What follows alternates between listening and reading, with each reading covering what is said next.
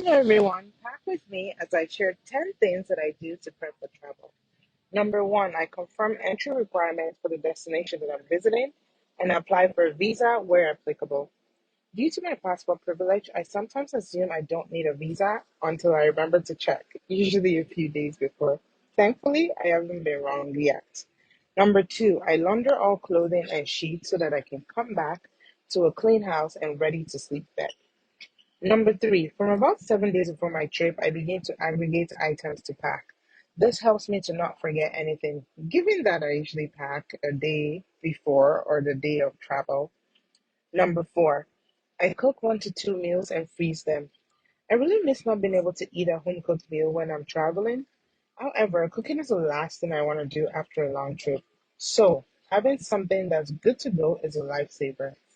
Number five, I go for some personal care appointments like waxing, pedicure, and massage therapy.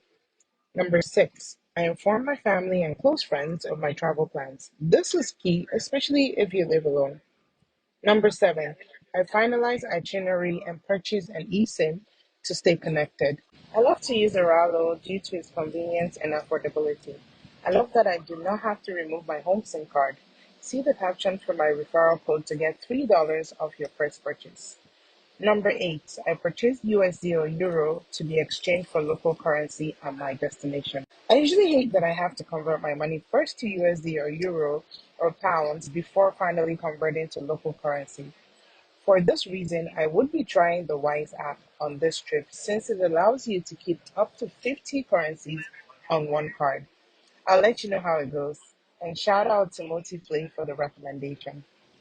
Number nine, I schedule and confirm ground transportation to and from my home airport. I typically leave my car with friends if away for a long period. Otherwise, I opt for airport parking for shorter trips. And finally, number 10, I fill up on gas before dropping off my car.